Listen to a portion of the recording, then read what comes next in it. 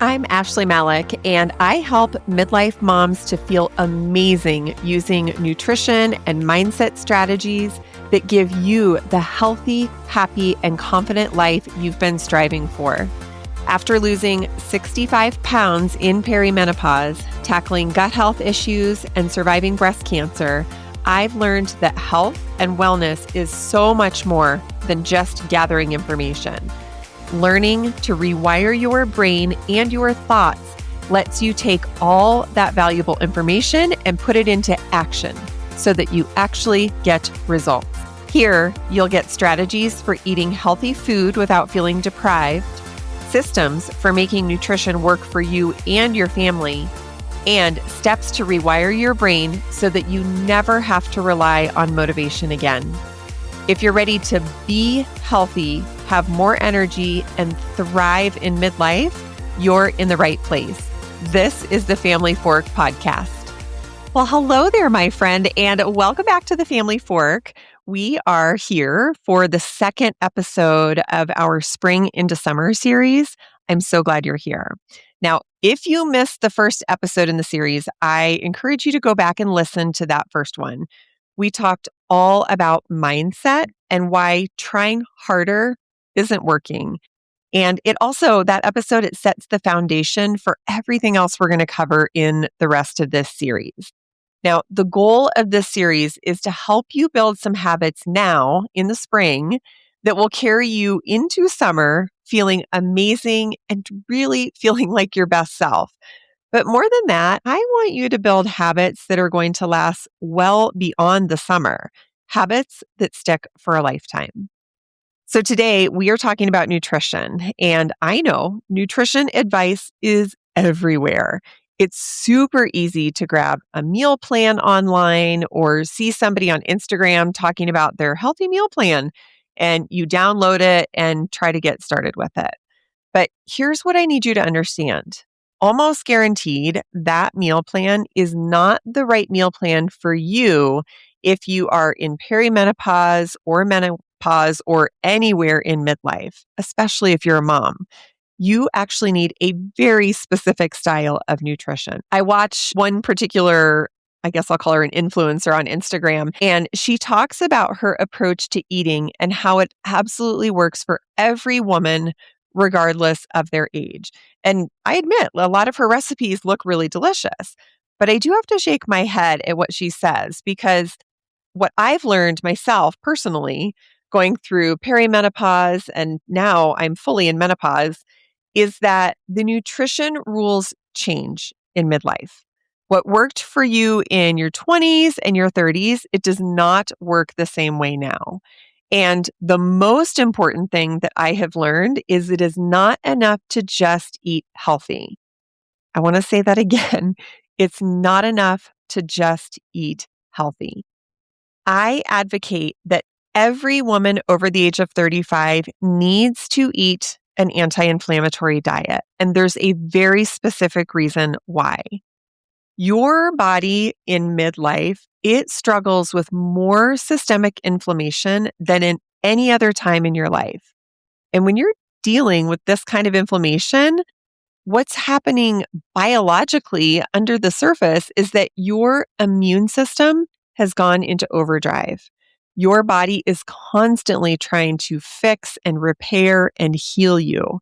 And it does that by working around the clock. And at the same time, you're eating foods or drinking cocktails or wine that are actually increasing the amount of inflammation that's being created in your body. So your body is like trying to put out a wildfire and you're just pouring gasoline on it. Now, what makes this even more challenging is that before perimenopause, your estrogen and other hormones, they acted as protection against that inflammation. They were like this shield. But when your hormones start to fluctuate and you start to lose estrogen and all of those other protective hormones, that shield, it goes away. Your body becomes more inflamed and it's harder to fight that growing inflammation. So let me say it again. Every woman over the age of 35 should be eating an anti-inflammatory diet because as you get older, it gets harder to fight that inflammation. And so you need to do everything you can to protect your body. Now, let's walk through a little bit how this like chronic low grade inflammation actually shows up in your daily life, because you might be experiencing these things and you might even not realize that inflammation is the root cause. So, first, let's talk about weight. When you have systemic inflammation, it directly impacts your ability to lose weight, and it can actually cause you to gain more weight. So you probably haven't really changed much about how you're eating or how much you're moving, but you also can't figure out why the weight won't go anywhere.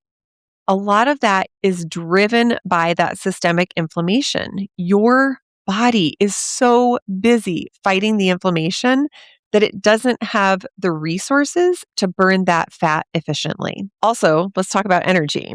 You know how you completely crash at like 2 or 3 in the afternoon? That afternoon slump where the only thing that will get you through is another cup of coffee or some sort of sweet, sugary treat. I know, I've been there too. But this is typically your body's way of signaling that the inflammation it's been working so hard to fight all day, your body's just kind of worn out. And by the time the afternoon rolls around, your body's super tired. It's been working overtime. Your blood sugar is dysregulated and you really struggle to focus. And if you're continuing to eat inflammatory foods like sugar and coffee, and throughout the day, you're just making it harder for your body to make it through.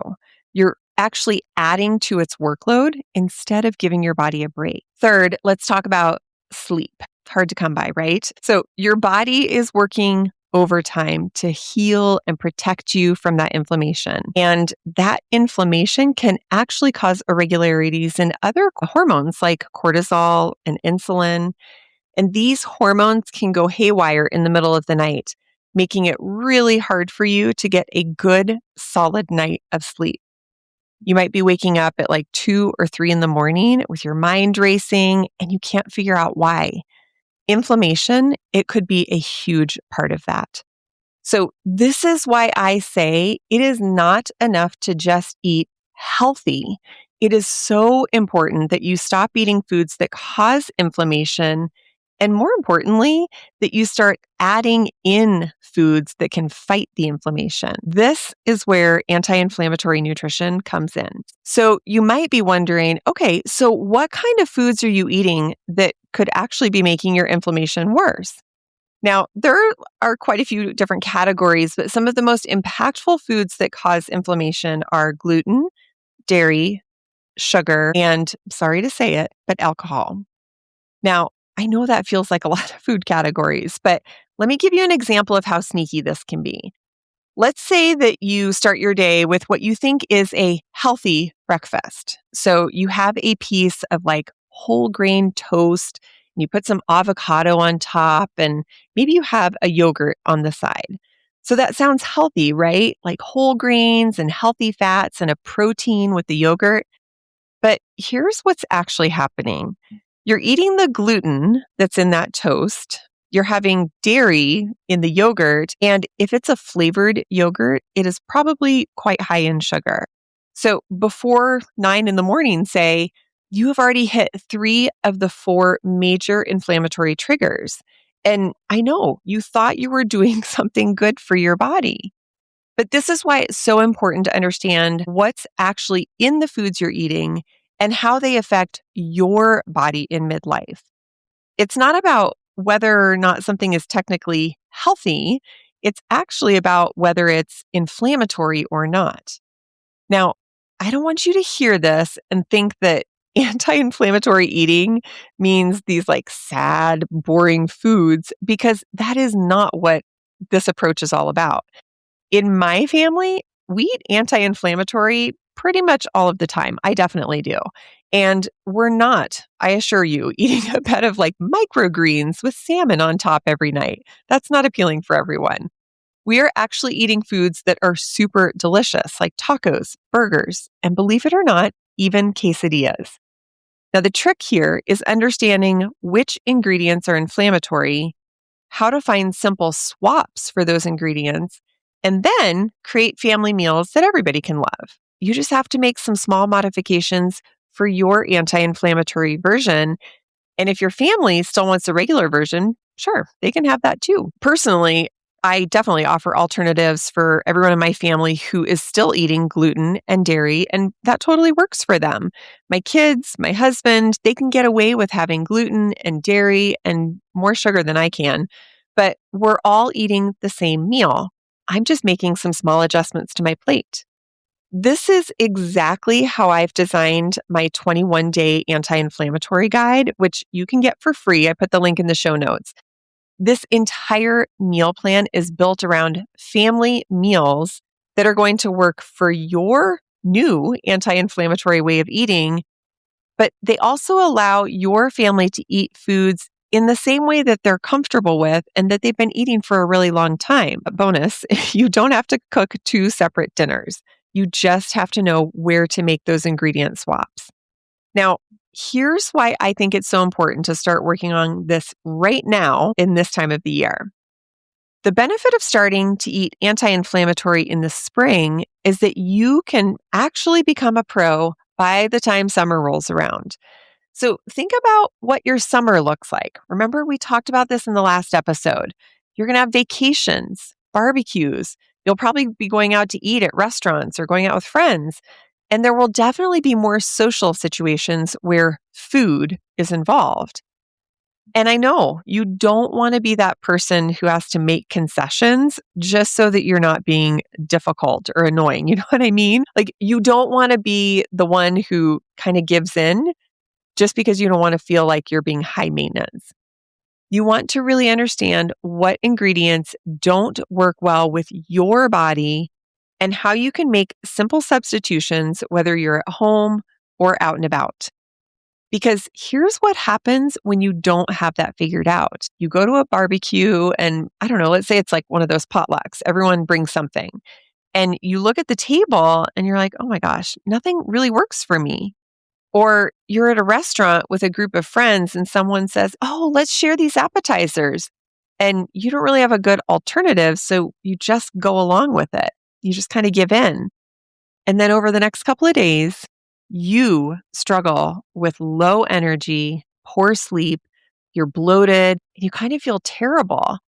And you can't figure out really why because you only had a little bit of the foods and the ingredients that you were trying to avoid. This is why I want you to learn how to navigate this right now in the spring so that by the time summer hits and you're in those social situations, you'll already know exactly what to do. You're not scrambling, you're not guessing, you're completely confident. So I want to tell you about a client that I worked with. Her name was Kathy. And Kathy came to me because she had actually been eating pretty healthy, but she was still really struggling. She had super low energy. She was not sleeping well at all. She was having a lot of sugar cravings. And even though she was eating healthy and she was pretty active, she wasn't able to lose weight. Now, this was super frustrating for her because she thought she was eating healthy. So she could not figure out what was going wrong. So when I started working with Kathy, we sort of mapped out what she had been doing. She was eating a healthy salad for lunch and she was trying to have grilled or lean meats for dinner. So far, so good, right? But her breakfast was exactly like what I talked about earlier. She was usually having a bagel or a whole grain English muffin with some yogurt on the side. I don't know, sometimes she was having oatmeal. And while those foods aren't quote unquote bad, they were contributing to her inflammation every single morning. There were also a couple of other areas where Kathy was struggling. She was giving into those sugar cravings pretty often. She was enjoying desserts, especially when she was out with her husband and her friends.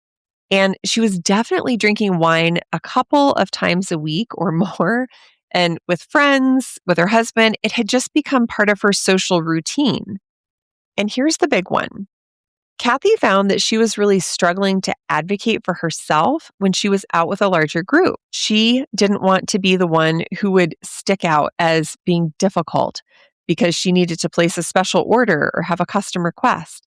So pretty often she was just giving in, even though she was trying to eat healthy, like really healthy at home, because she had so many social engagements where she was giving in and not making always the best choices for her. It was making it really hard for her to hit her weight loss goals. And it was definitely impacting her sleep and her energy. So here's what we did. First, we changed the way she was thinking about her nutrition. Remember, go back to the previous episode in the series. We talked a lot about how important it is to think in a way that supports your goals and your identity. Kathy, she needed to start seeing herself as someone who takes care of her body, even in social situations. That mindset shift itself, that was so foundational. Then we got super practical. I helped Kathy establish some very easy anti-inflammatory dinners for her and her husband. Things that were simple and straightforward, nothing complicated at all. And we also pulled together some effortless breakfast and lunch ideas that were anti-inflammatory and that fueled her perfectly from the very beginning of the day. No more bagels, no more flavored yogurt. And then we tackled the social piece. We actually devised a few alternatives for her to rely on when she was going out to eat or when she was out with friends. And this applied to both food choices and her alcohol choices because she was definitely having those inflammatory foods and drinks when she was in, bigger social situation. We created some easy kind of go-to orders, things that you could find at almost any type of restaurant. And then we came up with some treats that she could actually have before she went out so that she didn't feel so hungry or tempted when she got there.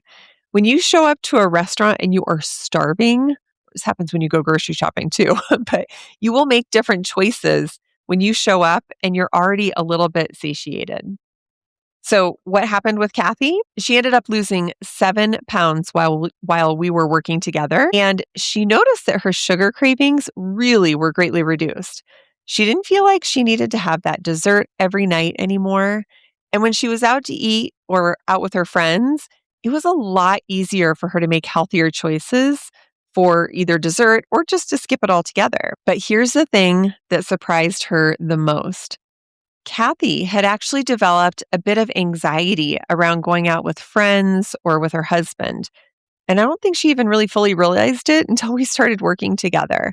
But she had this low level dread about social situations because she was trying so hard to stick to this healthy way of eating. And going out, it always seemed to throw her off track. So once Kathy had a really great framework of alternatives, foods, meals, and cocktails that she could rely on whenever she was out, it really reduced her anxiety. She didn't dread those dinners anymore. She actually started looking forward to them again. And having less anxiety, it allowed her to sleep better, which meant she was feeling well rested, which meant she had more energy every single day. It is all connected. So here's what I want you to take away from today's episode. Anti-inflammatory nutrition is not and does not have to be difficult. And if it feels really hard, I promise you're following the wrong plan. I want you to make sure that you head to the show notes and grab that 21-day anti-inflammatory guide. It's a free resource. It has everything laid out for you so that you can eat anti-inflammatory for 21 days and see how it works for you. And there's also a private podcast that goes along with it that will walk you through everything. And at the very least, if you're not ready to dive into a full 21 days, you can start by making one very simple swap this week. Maybe just start transitioning away from gluten. Eating gluten-free these days is really, really easy. There are so many gluten-free products available on the market. And when you go to restaurants, it's super easy to order a gluten-free sandwich roll or a gluten-free pizza crust. Just see what you can do to start reducing the gluten in your diet and pay attention to how you feel when you do that. You might be surprised. Now, next week, we're going to move into the third episode of Spring into Summer, and we'll be talking all about fitness and more specifically, why more cardio is actually making it harder for you to lose weight. I know it might sound a little bit backwards, but if you've been considering adding more cardio to try and drop the weight before summer, this next episode is going to explain exactly why and what to do instead.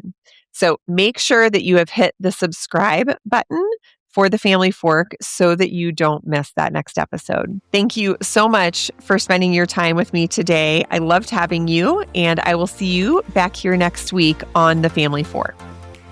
Thanks for listening to the Family Fork podcast. I hope today left you inspired and equipped with something tangible that you can put into action today. Remember, success is so much more than just gathering information. You have to put it into action. If this episode resonated with you, here's how you can help the show reach even more midlife moms. Hit follow, share it with a friend who's struggling in midlife too, and if you're feeling generous, leave us a review. Your thoughtful review helps other listeners discover these conversations when they need them the most.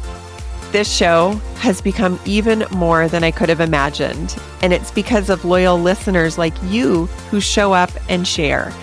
You are helping to build this community and movement that will inspire midlife moms for years to come.